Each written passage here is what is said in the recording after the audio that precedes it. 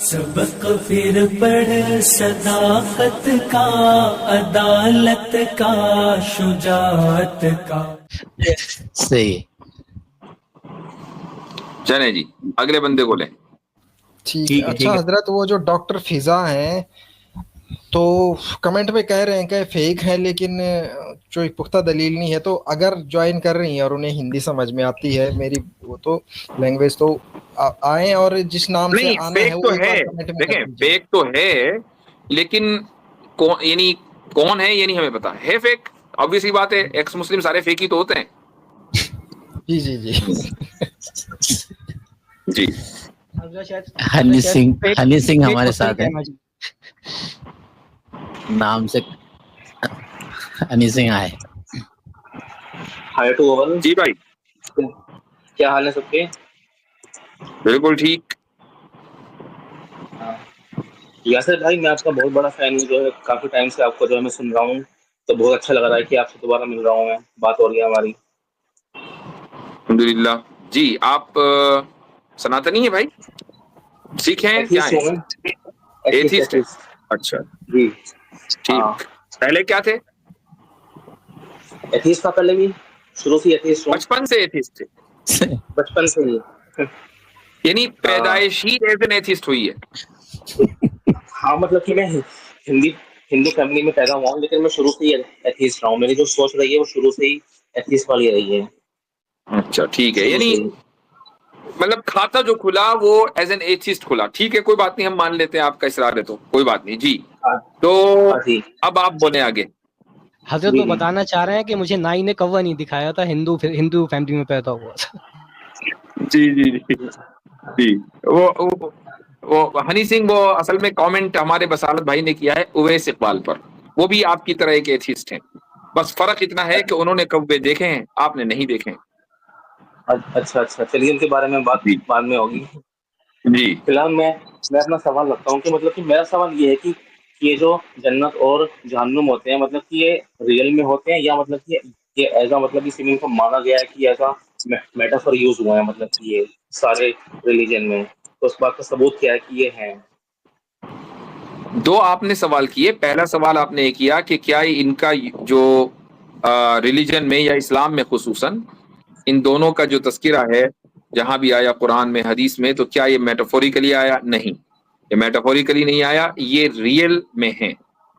अच्छा, अब आप ये कहें कि इसका सबूत क्या है, तो यहाँ हम सवाल ये करेंगे कि भाई किसी भी चीज को मानने के लिए आपको किन चीजों की जरूरत होती है। यानी अगर आप ये कहें कि मैं देखूंगा तो मानूंगा, तो फिर इस तरह तो बहुत सारी चीजें हैं कि जिनको आप बगैर देखे मानते हैं, तो इसलिए उस रूट पे तो ना जाएं तो ज्यादा बेहतर है।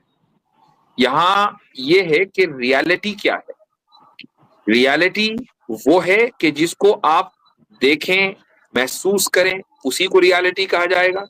या रियलिटी वो है कि जिसको आप समझ लें अपनी अकल के जरिए, वो भी रियलिटी हो सकती है? नहीं, ये सवाल आपसे है। जो हम समझ सकें, जो रियलिटी असल जो में आप समझ वही लें, रियलिटी है। ठीक है। नहीं, देखना हाँ जरूरी नहीं है, हाथ लगाना जरूरी नहीं है, टेस्ट करना जरूरी नहीं है, सूंघना जरूरी नहीं है। हाँ अगर आपने हाँ अपनी अकल से किसी चीज को समझ लिया कि वो सही है, तो वो सही है। हाँ। ठीक, सही है। तो अगर हम इस कायनात के बाहर एक मेटाफिजिकल वर्ल्ड को माने, तो क्या आपको लगता है कि अकली एतबार से, लॉजिकली, ये कोई बहुत ब्लंडर हो जाएगा?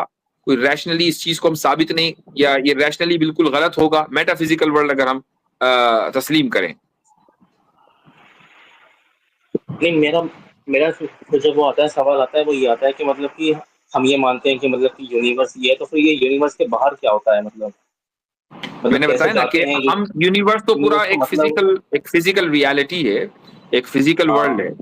मैं कह रहा हूं कि क्या मेटाफिजिकल वर्ल्ड एग्जिस्ट कर सकता है आपके एतबार से, या नहीं कर सकता? कर सकता है। कर सकता है, ठीक है। तो उसके, यानी ये जरूरी नहीं है कि मेटाफिजिकल वर्ल्ड के होने से कोई खराबी फिजिकल वर्ल्ड में आए। बिल्कुल पॉसिबल है, मेटाफिजिकल वर्ल्ड हो सकता है, ठीक। अच्छा, हाँ जी। मेटाफिजिकल वर्ल्ड अगर है, तो क्या आप उसको सिर्फ समझ सकते हैं, या उसको देखना और चखना और सूंघना मुमकिन है, या सिर्फ आप उसको समझ सकते हैं? समझ भी सकते हैं। समझ ही सकते हैं, देख वेख तो सकते नहीं, क्योंकि आप तो हाँ। फिजिकल वर्ल्ड में आप उसको समझ सही ही बात सकते है। हैं। ठीक है, हाँ। तो अच्छा, अब हमें ये देखना होगा कि अगर समझाने वाला वो है कि जिसका कोई मकसद नहीं है, कोई मफाद नहीं है, कोई इंटरेस्ट नहीं है, वो कभी झूठ नहीं बोलता, क्योंकि झूठ बोलने की उसको जरूरत नहीं है, समझाने वाला वो है, तो मुझे एक बात बताएं कि क्या फिर उसकी बात को समझकर कबूल नहीं कर लेना चाहिए? अगर वो जो समझने लायक होगा तो बिल्कुल जो है समझ सकते हैं, बिल्कुल। ठीक, आपने कहा कि समझने लायक होगा, तो आप तो पहले ही ये मान चुके कि मेटाफिजिकल वर्ल्ड का होना समझने लायक है, पहले ही मान चुके आप, हाँ। है ना? हाँ। तो अब आप ये नहीं कह सकते कि वो समझने लायक नहीं है, वो तो समझने लायक है। अब समझाने वाला वो है कि जिसको झूठ बोलने की जरूरत नहीं है, वो है क्रिएटर। वो झूठ क्यों बोलेगा आपसे? उसको आपको आपसे कौन सा डर लग रहा है उसको? और बात वो समझा रहा है जो समझने लायक है, तो फिर आप समझ क्यों नहीं रहे भाई? लेकिन बात ये है ना कि वो समझा क्या रहा है जो है, अगर वही उसमें वो समझा रहा है जो समझने लायक है, वो समझा रहा अगर है जो उसमें समझने लायक है। नहीं, अगर मान लीजिए कि for the sake of believing कि मैंने इसको मान लिया, ठीक है, तो लेकिन वो इस बात का क्या सबूत है कि वो जो वो कह रहा है वो भी सही है? मैंने अगर बताया मैं ना ये कि मान उसको लूं, झूठ बोलने के अगर लिए, अगर झूठ क्यों बोलता है? देखो, आदमी झूठ क्यों बोलता है? इंसान झूठ बोलता है या तो उसको किसी का डर होता है या कुछ लालच होता है। क्रिएटर को ना तो डर हो सकता ना लालच हो सकता। मान लो क्रिएटर को किसी चीज की जरूरत है, थोड़ी देर के लिए मान लें, कुछ लालच है, भाई जिस चीज का भी हम्म, लालच होगा वो उसको क्रिएट कर लेगा, आपसे क्यों लेगा वो? लेकिन उसने तो हमको बनाया क्यों है? वो एक अलग टॉपिक है, वो एक अलग टॉपिक है, अब हम टॉपिक पे जंप ना करें, इसी टॉपिक पे रहें। तो जब उसको झूठ बोलने की कोई जरूरत ही नहीं है, ना लालच है ना खौफ है, और वो आपको समझा रहा है, और वो चीज समझा रहा है जो समझी जा सकती है, आप खुद ही मान चुके, तो अब सवाल ये कि क्यों नहीं समझ रहे? लेकिन उसके अंदर सेंस होना चाहिए, लॉजिक होना चाहिए, वो भी तो होना चाहिए ना। तो आप इसका मतलब ये कह रहे हैं कि मेटाफिजिकल वर्ल्ड जो है वो समझने लायक नहीं है? अब आप अपने अपने स्टेटमेंट को बदल दिया नहीं, आपने। ये तो हम जो है एज्यूम कर रहे हैं ना कि मतलब कि अगर वो है, हम नहीं, तो मैंने आपने तो खुद ही माना थोड़ी बोला ना मेरे कि वो भाई है। कि मैं मेटाफिजिकल मैं वर्ल्ड तो हो एज्यूम कर सकता रहा है, हूँ ना। उसमें कोई प्रॉब्लम नहीं है, आप तो खुद ही बोल चुके, अब आप बदल फॉर द गए, आपने बात बदल दी। For the sake of assuming, for the sake of assuming sir, मैं ये कह रहा हूँ। आपने बोला ये मैंने ये मैंने मान लिया, ये सारे आपने बोला एडिशन मैंने बाद सिर्फ में मान लगे हैं। लिया। शुरू में मैंने पहले ही कहलवा दिया था आपसे, और आपने बोल दिया था कि मेटाफिजिकल वर्ल्ड का होने में कोई हर्ज नहीं है, इस दुनिया पे कोई फर्क नहीं पड़ता, मेटाफिजिकल वर्ल्ड हो सकता है, आप खुद मान के बैठे थे। माना था ना और मैंने, एज्यूम किया था ना। यकीन ना आए तो स्ट्रीम जब खत्म हो जाए तो पीछे रिवाइंड करके देख लीजिएगा। नहीं, वो तो मैंने ऐसे, आपने आपने कहा था तो मैंने आपकी बात को मैंने एज्यूम वैसे ही मान लिया, कर बस लिया वैसे था, ही। मान लिया था मैंने। तो हाँ, भाई मान लिया तो था भाई मैंने। कॉन्वर्सेशन जब होता है तो बहुत ईमानदारी के साथ होता है, यानी जो है दिल में वही बात करें। जी आसिम भाई कुछ कह रहे थे आप? हनी सिंह भाई, तो इसमें प्रॉब्लम क्या है? आप कह रहे हैं कि आपने पहले कहा कि प्रॉब्लम नहीं है मेटाफिजिकल वर्ल्ड को मानने में, यानी कि वो लॉजिकली रेशनली पॉसिबल है। अब कह रहे हैं आपके नहीं प्रॉब्लम है, रेशनली क्या वो अब इम्पॉसिबल है? तो इम्पॉसिबल है तो हाँ बता दें वो नहीं प्रॉब्लम क्या है। नहीं हाँ, नहीं, मतलब कि मैं जो है कि यहाँ पे सरकार मतलब कि क्या व्यू है, मैं वो जानना चाह रहा था। मैं वो जानना चाह रहा था। अब मेरा इसमें क्या क्या मानना है क्या नहीं है, तो मतलब कि वो तो वो हमने एक व्यू दे अलग दिया बात ना। है। नहीं, आप कह रहे हैं कि हाँ। भाई एक प्रॉफिट ने हाँ। जो रिपोर्ट्स दी है, जो खबर दी है, मैं उसको नहीं मानूंगा। तो आप क्यों नहीं मानेंगे? क्वेश्चन अब आपसे होगा ना कि एक सच्चा आदमी जब आपको एक रिपोर्ट्स दे रहा है, बतला रहा है, तो आपको नहीं मानने की वजह क्या है? क्या वो कोई इरेशनल बात बता रहा है आपको? ये रैशनल बात है कि मतलब कि ये जो है, आप मतलब यानी कि मेटाफिजिकल वर्ल्ड, आपके जन्नत ऐसे या जहन्नम का एक्शंस होना होंगे ये तो आपको इरेशनल है? जन्नत मिलेगी। जी हाँ। हनी सिंह भाई, कैसे इरेशनल है? तो जन्नत या जहन्नम का वजूद कैसे इरेशनल है, वो थोड़ा बताएं हम। वो ऐसे है कि मतलब कि ये जो है ना रियल में नहीं होती जन्नत और जहन्नुम, ये मतलब कि ऐसा अरे मतलब भाई, कि ये आपके आप तो स्टेट ऑफ। सर्कुलर आर्गुमेंट में जा, मैं आपसे दलील आप कह रहा हूँ, आप आप पहले अपना सुनते लो, क्लेम ही मुझे आप आज पहले एज सुनते लो आर्गुमेंट भाई, पेश कर। आप पहले सुनते ही नहीं, पहले आप पहले सुनते ही नहीं मेरी मेरी बात को, पहले बात तो सुनिए पहले मेरी। मैं ये कह रहा हूँ कि मतलब कि ये जो जन्नत और जहन्नुम ये जो होती हैं, ये दोनों स्टेट ऑफ माइंड को वो करती हैं। मतलब कि फॉर सपोज मान लीजिए कि आप जो है बहुत बहुत एक लंबे टाइम से आप जो है एग्जाम की तैयारी में लगे हुए थे, आपसे बहुत साल हो गए, आपसे वो पास नहीं हुआ, फिर एक साल आया जहाँ पे आपका वो जो है एग्जाम वो पास हो गया। फिर उस समय जो आपका स्टेट ऑफ माइंड होता है वो ये होता है कि अनिल यार सिंह भाई, ये क्या मेरा हो गया। सवाल इससे रिलेटेड नहीं है कि जन्नत जहन्नम इंसान के जहन में कैसे आया नहीं आया, वो कहानियां बाद में सुनाते रहिएगा। मेरा सवाल ये है ये कि वो मेरा जो इरेशनल कैसे है, ये आप पॉइंट दलील ऑफ दें। व्यू है। जन्नत, हनी सिंह भाई, मेरा बहुत प्रिसाइजली क्वेश्चंस होते हैं, मैं कहानियां सुनने का तो आदी नहीं हूँ। मैं सिंपल सा मैं आपको क्वेश्चन वही है तो बता आपसे। रहा हूँ भाई, मैं आपको आप वही तो कहानियां बता रहा सुना हूँ। रहे हैं मुझे कि इंसानी आप जहन में सुनना ही नहीं जन्नत चाह रहे, जहन्नम का तस्वीर सुनना ही नहीं कैसे आया, चाह मुझे रहे, वो कहानी का इंटरेस्ट नहीं है। आप सुनना सुन ही नहीं लेना चाह मेरा रहे भाई, सवाल, अब मैं मेरा सवाल सुन। क्या करूँ मैं। अनिस सिंह भाई, मेरा सवाल सुन ले, बहुत प्रिसाइजली टू द पॉइंट है। हाँ जी। जन्नत जहन्नम का वजूद इरेशनल कैसे है वो बता दें आप। वो कैसे आया नहीं आया, इंसान कब से मान रहा है नहीं मान रहा है, वो सब कहानियों में मुझे इंटरेस्ट नहीं है। आप रेशनली बताएं कि वो इरेशनल कैसे है। दैट्स इट, मेरा बहुत सिंपल है। वो वो रियल में नहीं है, उनकी कोई मौजूदगी नहीं है, ये तो कोई दावा सबूत हुआ नहीं है ना, इसका ये जो तो है, आपका क्लेम है। कोई सबूत नहीं है इसका। नहीं ये बता भी पाएंगे। आपका क्लेम है। हाँ, कोई सबूत नहीं है इसका, जन्नत और ये भी आपका जहन्नुम क्लेम है। का। क्लेम से क्लेम ना करें, तो दलील दें। मैं कह रहा हूँ कि ये जो है सिर्फ और सिर्फ ये जो है आपके स्टेट ऑफ माइंड पे वो करती है डिपेंड। चले मैं अगर आपको आपका स्टेट वापस ऑफ लेके माइंड, चलता हूँ, चले अगर मैं आपका थोड़ी देर के अच्छा लिए। है। हनी सिंह होल्ड ऑन, मैं आपको वापस लेके चलता हूँ। हाँ जी। मेटाफिजिकल वर्ल्ड का वजूद पॉसिबल है या नहीं? मेरे हिसाब से नहीं है। नहीं है। अभी शुरू में आपने बोला था कि मेटाफिजिकल वर्ल्ड का वजूद पॉसिबल है, आपको ये नहीं पता था कि आगे क्या होने वाला है, तो अब आपने उसको अपने आप वो को जब कॉन्ट्रडिक्ट आपने, कर दिया। वो सिर्फ मैंने आपके लिए कहा था क्योंकि आप ऐसा हाँ, बोल नहीं रहे नहीं, थे। ऐसा नहीं मैंने होना कहा चाहिए, कि ऐसा नहीं होना चाहिए। जो बात है वही आपके दिल में जो है वही निकली।